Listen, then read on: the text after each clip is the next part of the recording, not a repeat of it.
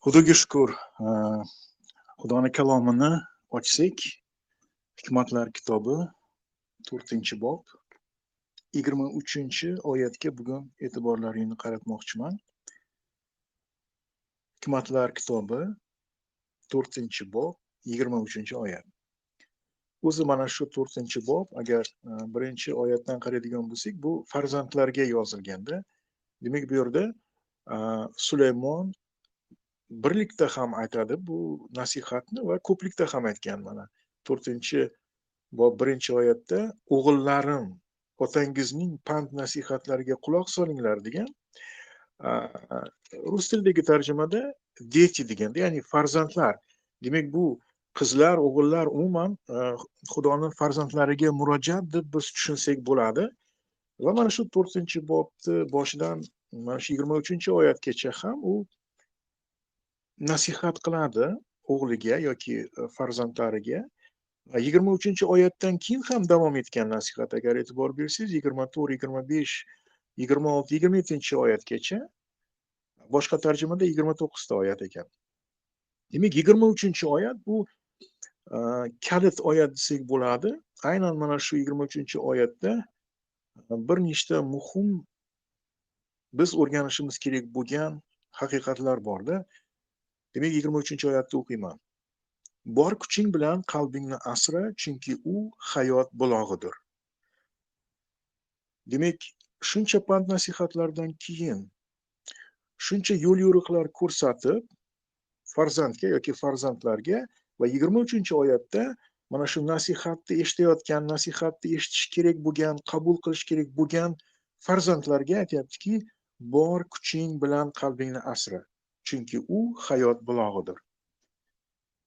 Bor kuching bilan deb aytgan, boshqa tarjimada aytadiki, asrash kerak bo'lgan hamma narsadan ko'proq qalbingni asra, chunki u hayot bulog'idir.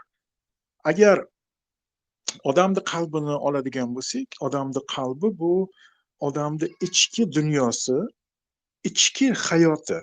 Demak, boshqalarga ko'rinmaydigan, atrofdagilardan yashirin bo'lgan bizni bir qismimizda.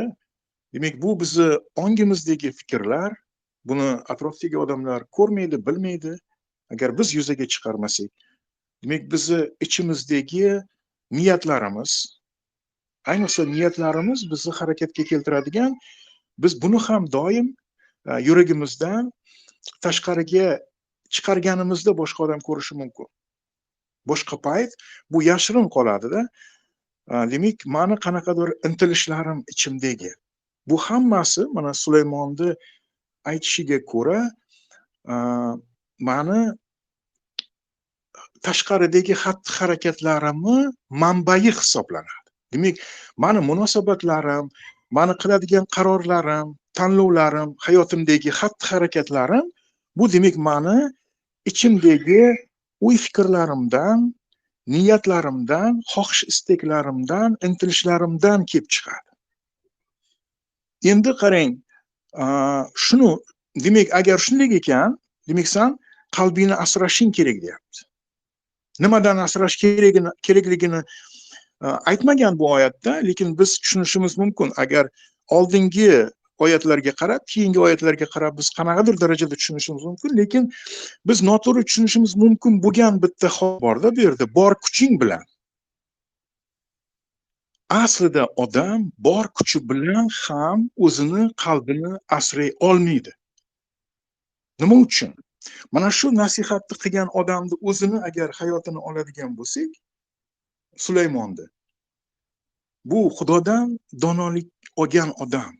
Sulaymon bu Isroilning podshohi, juda mashhur inson bo'lgan. Sulaymonning davri mana muqaddas kitobda yozilgan, lekin uni hayotini oxiriga qaraydigan bo'lsak, juda ham ayanchli u tugatgan. Shuning uchun biz ko'ryapmizki, Sulaymonni o'zi yuragini asray olmadi. Lekin u nasihat qilib aytayaptiki, bor kuching bilan qalbingni asra. Albatta, bu birinchidan nima aytmoqchi? Bir to'g'ri narsa aytayapti Sulaymon, sen javobgarsan. Mana birinchi ma'nosi biz olishimiz kerak bo'lgan narsa bu har bir odam o'zini qalbini holatiga javobgar. Bir kuni Xudo mendan hisobot talab qiladi va men o'sha yuragimdagi niyatlarim, fikrlarim, xohish-istaklarim, intilishlarim, mana shu uchun men hisobot berishim kerak Xudoga. Agar men qalbimni asramasam. Shuning uchun bir tomondan men javobgarman yuragimni asrashga, lekin boshqa tomondan men ojizman. Meni kuchim yetmaydi buni qilishga. Nima uchun? Chunki odamni tabiatida qarama-qarshi bitta kuch bor. Mana shu ichimizdagi qarama-qarshi kuch bu tabiatimizdagi gunoh deyishimiz mumkin. Mana shu narsa tashqaridagi vasvasalarga qanaqadir javob beradi-da. Qanday qilib buni tushuntirsam, mana musiqada Ulug'bek bilish kerak buni, unison degan tushuncha bor. Unison mana bitta musiqa asbobi agar bir taktni chalayotgan bo'lsa, bir akkordni, yana bitta musiqa asbobi xuddi shunga moslashtirib chaladi. Tushunyapsizmi? Ikkovi bir-biriga to'g'ri keladi, tushadi. Biri o'ynagandan keyin ikkinchisi chaladi-da, mana shunday bir-biriga juda mos kelib o'ynaydi. Ya'ni xuddi shu ma'noda odamning tabiatidagi gunoh shunaqaki tashqaridagi vasvasalar yo tashqaridan bizni o'ziga tortadigan noto'g'ri narsalar mana shu bizni qalbimizni, ichimizdagi xohish-istaklarimizni junbushga keltiradi. Shuning uchun odamni o'zini kuchi yetmaydi qalbini asrash uchun. Shuning uchun ham odam Xudoga muhtoj. Demak, faqatgina biz Xudoni yordami bilangina, Xudoni kuchi bilangina yuragimizni asrashimiz mumkin. Mana har birimiz Iso Masihga iymon keltirganlar biz xushxabarni kuch-qudratini biz o'zimizni hayotimizda tatib ko'rdik. Yoki tajribada biz bilamiz, xushxabarda kuch-qudrat bor. Chunki biz xushxabar eshitmasimizdan oldin gunohga botgan chog'imizda, gunohkor holatimizda yuragimiz qattiq bo'lgan. Yurak qattiq degani bu odam o'zini fikrida mahkam turadi, odam itoat qilmaydi Xudoga. Odamda qanaqadir qanday aytsam bo'ladi? Mustaqil o'zini yo'li bor. Mustaqil o'zini intilishi bor. Shuning uchun odam atrofidagilardan ham o'zini mustaqil tutadi. Lekin mana shunday yurakni xushxabardagi kuch-qudrat yumshatdi. Biz xushxabar eshitganimizda yuragimiz yumshagan. Yuragimiz yumshagandan keyin bizga o'sha Xudoni sevgisidan bir shifo keldi. Yuragimiz butunlay yumshab ketdi.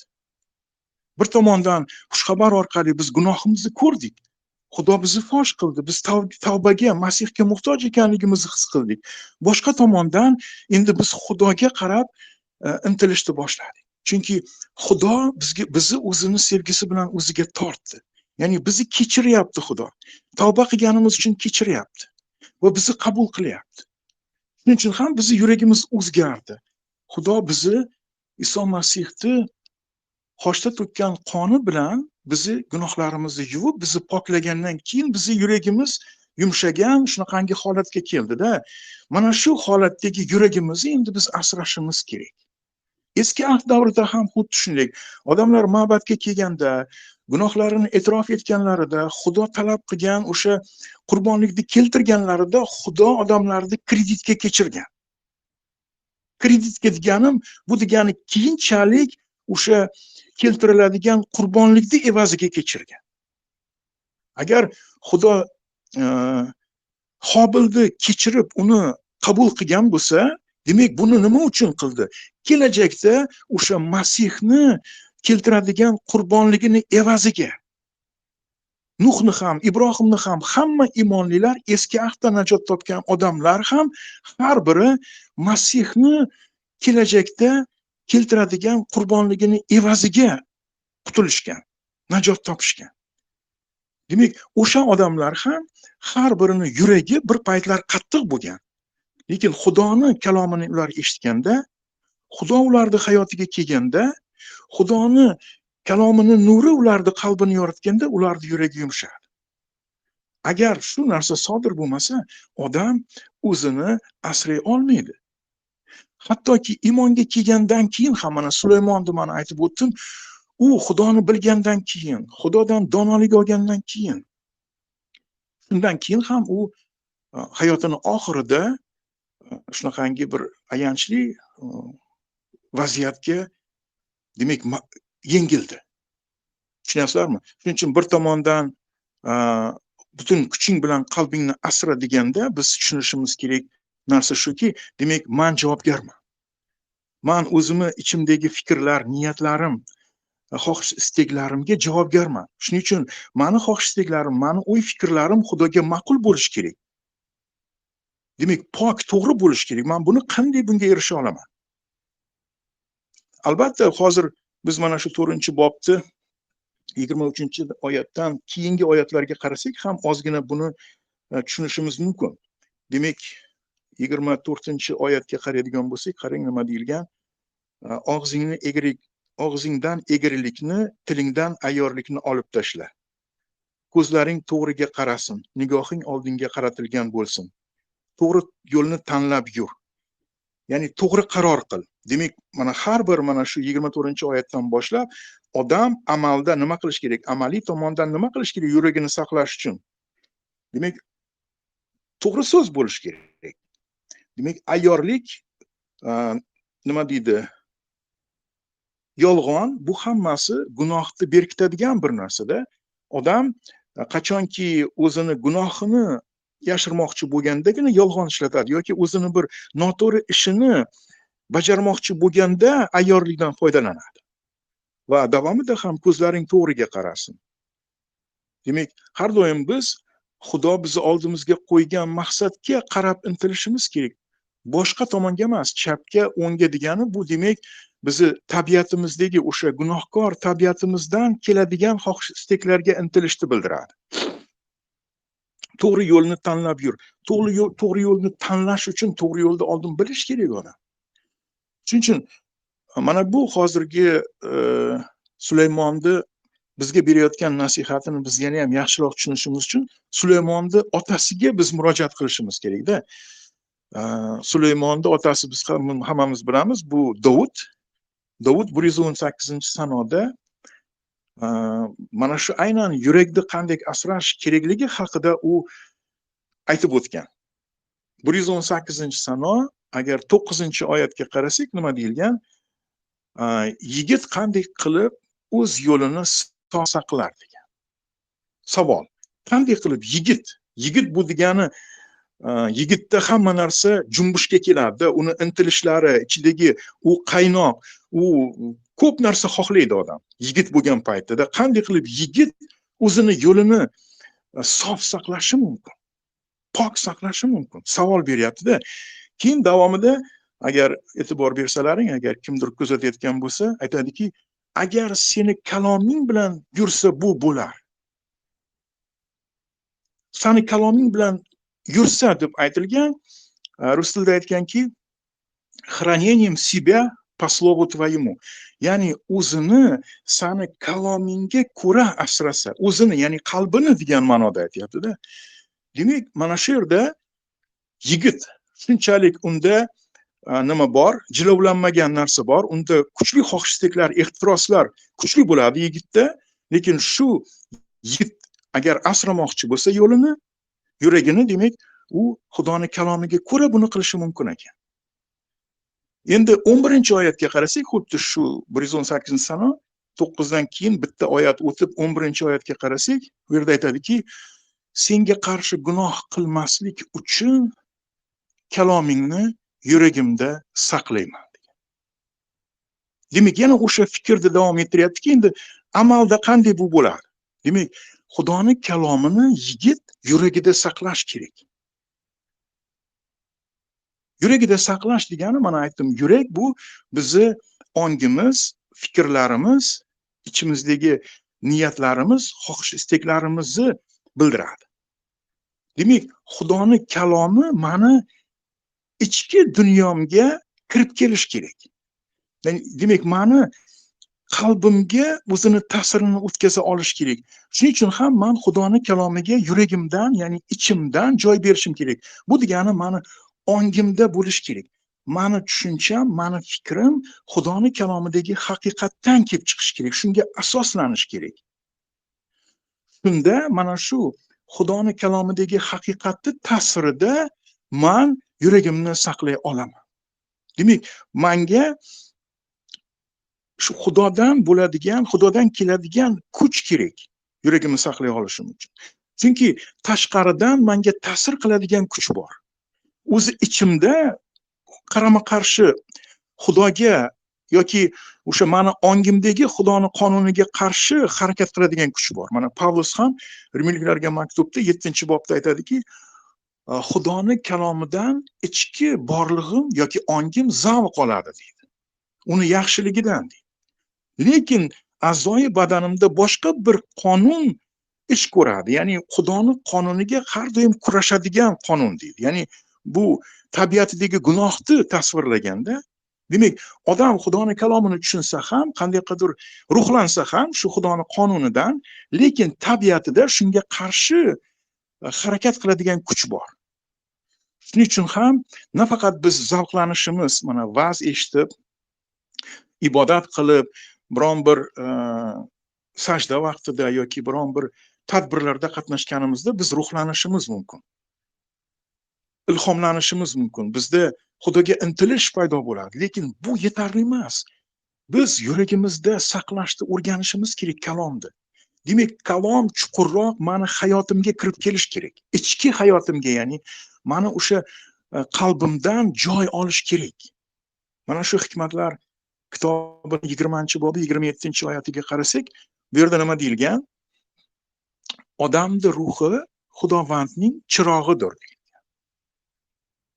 Butun vujudini tubini ham tekshiradi degan. Endi vujudini deb tarjima qilgan, vujud deganda biz ko'proq tanani nazarda tutamiz-da. Lekin aslida bu yerda aytganki, yuragini, ya'ni qalbini eng chuqur joylarini ham tekshiradi degan. Demak, odamning ruhi Xudoning chirog'i. Demak, odam insonning ichidagi ruhi orqali Xudo odamning qalbini yoritadi ekan. Demak, Xudoning kalomini biz qabul qilganimizda, Xudoning kalomini biz ongimizda, yuragimizda saqlaganimizda, demak, o'sha bizning ruhiyatimiz ilohiy nur bilan yorishadi-da, mana shu nurni ta'sirida biz o'zimizni, qalbimizni ko'ra olamiz. Demak, ko'ra olamiz degani, ya'ni biz noto'g'ri narsalarni sezamiz, gunohimizni his qilamiz. Qanaqadir shundan biz noqulaylik his qilamiz. Demak, qalbimizdagi noto'g'ri narsalar, noto'g'ri niyatlar, noto'g'ri xohish-istaklar, kimdir haqida noto'g'ri fikr yoki xafachilik, gina shunaqa narsalar bor bo'lsa, o'sha Xudoni taralayotgan nuri bizning ruhimizda bizga o'sha narsalarni ko'rsatib beradi-da. Demak, mana shu narsalarni biz Xudoning nurida ko'rganimizda biz notinch bo'lamiz. Demak, Xudo meni fosh qiladi shunaqa paytda. Menda endi bitta yo'l bor. Yoki men yuragimni tosh qilaman, yoki bo'lmasa men tavba qilishim kerak. Demak, tavba qilish bu, demak, noto'g'ri deb tan olish, o'zimni ichimdagi Xudo menga ko'rsatayotgan narsalar. Demak, bularni yuzaga chiqarish, Xudoning oldida e'tirof etishim kerak. Bunda Xudo meni poklaydi. Men o'zimni poklay olmayman. Mana 1-Yuhanna maktubida ham 1-bob 9-oyatda nima deyilgan? Agar gunohlarimizni e'tirof etsak, ya'ni Xudo gunohlarimizdan o'tadi va bizni har turli nohaqlikdan forig' qiladi. Ya'ni u qiladi, men o'zimni poklay olmayman. Lekin Xudo deyapti gunohlarimizdan o'tadi, ya'ni kechiradi. Va har turli nohaqlikdan bizni deyapti forig' qiladi. Forig' qiladi degani, demak, bizdan olib tashlaydi buni. Bizni ichimizdan chiqarib tashlaydi. Qachon buni qiladi? Qachonki men e'tirof etsam. Demak, tavba qilish bu birinchi o'rinda tan olish gunohimizni. Ya'ni ichimizdagi Xudo bizga ko'rsatayotgan o'sha noto'g'ri narsalarni Xudoning oldida ochiq tan olish. va mana shu orqali Xudo bizni poklaydi. Yuragimiz tozalanadi, ongimiz tozalanadi. Shunda fikrlarimiz to'g'rilanadi, niyatlarimiz to'g'rilanadi, xohish istaklarimiz to'g'rilanadi.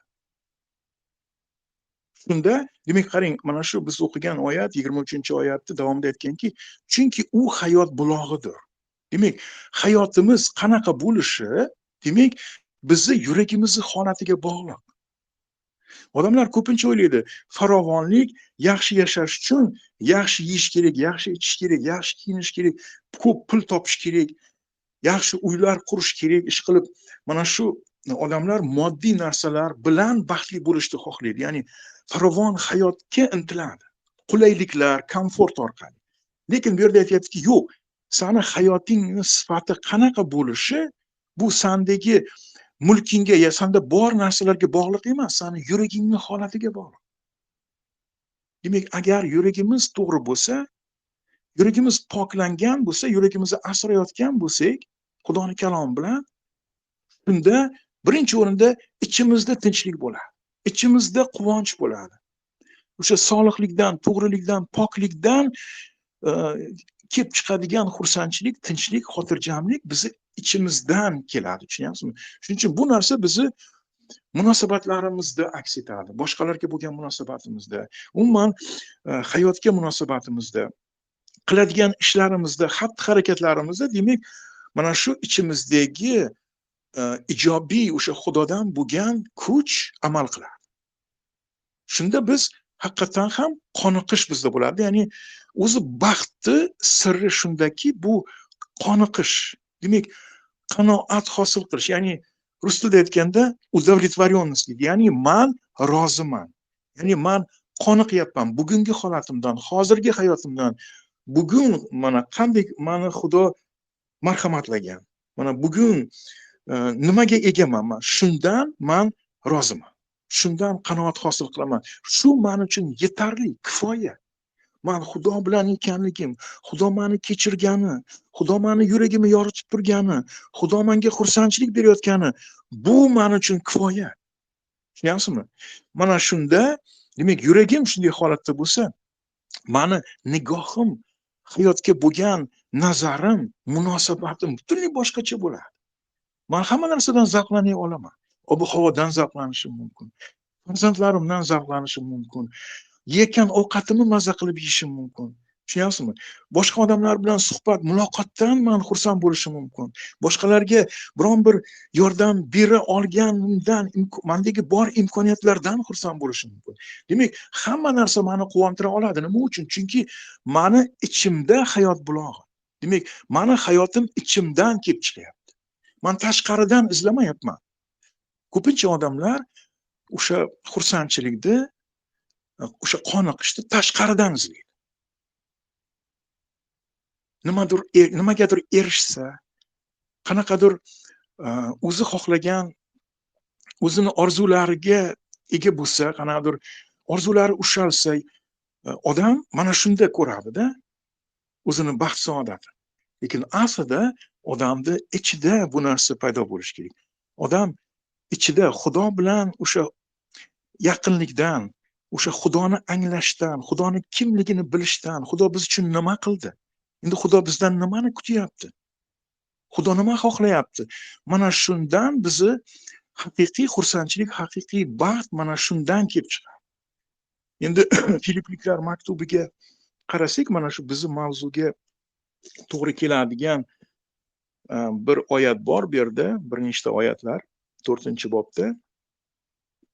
Qanday qilib men yuragimni asrayman? Demak, Filipliklarga maktub 4-bob 6-oyat. Hech narsadan tashvish qilmanglar, aksincha har qanday sharoitda ibodat va iltijoda bo'lib, har bir muhtojligingizni Xudoning oldida minnatdorchilik bilan izhor qilinglar. Mana shu muhtojligingizni degan aslida har bir xohishingizni deyilgan. Har bir xohish istagingizni Xudoning oldida minnatdorchilik bilan izhor qiling, ya'ni Xudoga oching, ichingizdagi narsani, yuragingizdagi narsa Xudoga ochiq bo'lsin. Ko'pincha odam, biz tabiatimiz shunaqaki, biz bir narsalarni ichimizda xohlaymiz, shuni mahkam ushlaymiz. Boshqalarga ham bildirmaymiz ba'zida, Xudoga ham ochmaymiz. shu narsa, shunga intilamiz, o'sha xohishimizni bajarishga intilishimiz mumkin. Lekin biz bunday qilmasligimiz kerak, chunki agar men yuragimni asramoqchi bo'lsam, men javobgar ekanligimni agar tushunsam, demak men Xudoga ochaman buni. Agar Xudoga ochganimda nima sodir bo'ladi? Qarang. 7-oyatda aytilgan, shunda Xudo beradigan, inson xayoliga sig'maydigan tinchlik Iso Masih orqali sizlarning yuraklaringizni va o'y hayollaringizni qo'riqlaydi. Qo'riqlaydi yoki bo'lmasa xotirjam qiladi. Tinchlik degan rus tilida, ya'ni Xudo bergan tinchlik sizni yuragingizni qo'riqlaydi yoki saqlaydi degan ma'noda aytilganda, demak eng muhim narsa bu tinchlik. Qachonki biz o'sha bizni bezovta qiladigan xohish istaklarimiz, shu narsalar bizni qo'zg'atadigan narsalar, shuni Xudoga ochgan paytimizda, demak Xudo bizga nima beradi? Bizga tinchlik beradi. Mana shu tinchlik bizni yuragimizni demak aslaydi. Bizni o'y fikrlarimizni xotirjam qiladi. Shuning uchun biz har doim, demak har kuni, har doim Xudoga biz yuragimizni ochishimiz kerak. Har kuni Xudoga kelib biz Xudo bilan yuragimizni bo'lishimiz kerak. Ichimizdagi hamma narsani Xudoga aytishimiz kerak. 8-oyatda qarang nima deyilgan? Yana qanday qilib biz yuragimizni asraymiz? Bu amaliy mana shu nasihatlar bor mana 8-oyatda. Endi esa ey birodarlarim, fikr zikringiz haqiqiy, sharafli, to'g'ri, pok, yoqimli, tahsinga sazovor narsalarda bo'lsin. Olqishga loyiq, a'lo narsalar haqida fikr yuritinglar. Ta'limotimni qabul qildingiz. Endi mendan o'rganganlaringizning, ko'rgan eshitganlaringizning hammasini bajaringlar. Shunda tinchlik beradigan Xudo sizlar bilan birga bo'ladi. Amin. Mana shu 8-oyatda ham aytganki, endi qarang, sizni yuragingiz nima bilan to'lish kerak? Demak, birinchidan Xudoning kalomidagi haqiqatlar va demak nima sharafli? Demak, nima haqiqiy, nima mutabar, boshqa tarjimada mutabar ham degan, nima pok, nima yoqimli. Demak, nimalar haqida o'ylasak ham biz mana shunday nima deydi?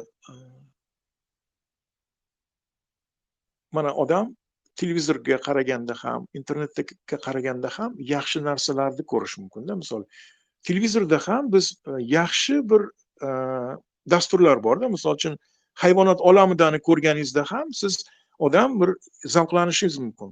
Yoki o'sha bir tabiatni ko'rsatganda qanaqadir yaxshi, chiroyli narsalarga e'tiboringiz qaratiladi. Yoki bo'lmasa agar qo'rqinchli kino bo'lishi mumkin, ujislar bo'lishi mumkin. Agar buni ko'radigan bo'lsangiz, qarang, fikr zikringiz nimada bo'ladi? Mana oddiy misol qilib aytyapman-da. Shuning uchun ichimiz ham, mana bizning fikr hayolimiz, yuragimiz nimalar bilan to'lish kerak? Nimalarga ko'proq men fikrimni qaratishim kerak? Nimalar haqida ko'proq o'ylashim kerak? Aynan Pavlus shuni aytyapti-da, demak, mana shu narsalar haqida o'ylang. Kelajakdagi umid haqida o'ylang. Iso Masih qayta kelishi haqida o'ylang. Odamlardagi yaxshi fazilatlar haqida o'ylang. Demak, ularga taqlid qilish haqida o'ylang. Demak, yaxshi narsalar haqida biz qancha ko'p o'ylasak, shuncha biz yuragimizni o'sha noto'g'ri narsalardan, yomon narsalardan asray olamiz. Lekin agar mani ongimga, mani yuragimga agar har xil narsaga yo'l qo'yadigan bo'lsam, agar hech qanaqa filtr bo'lmasa menda, demak, mani yuragim bulg'anib qoladi. Shuning uchun biz ayniqsa hozir ehtiyot bo'lishimiz kerak, chunki juda ko'p ma'lumot bor. Internet orqali ham atrofdagi mana shuncha atrofimizda shuncha narsa reklama qilinyapti, shuncha ko'p narsa, hayot shiddat bilan ketyapti, shuncha ko'p o'ziga tortadigan narsalar bor. Shuni ichida men qanday qilib men qalbimni asrashim mumkin? Faqatgina, demak, birinchidan men tushunishim kerakki, meni o'rnimga hech kim buni qilmaydi. Men yuragimni asrashim kerak. Shunda meni o'zim huzur halovatda yashayman. Va boshqalarga ham men yaxshi ta'sir o'tkaza olaman.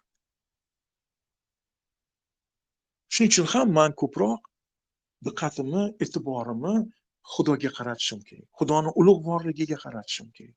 Xudoning ulug'vorligini men Masihning shaxsida ko'raman. man Xudoni kalomida o'sha ajoyib chiroyli haqiqatlarni xazinasini ko'raman. Demak, qancha ko'p narsa bor Xudoni kalomida.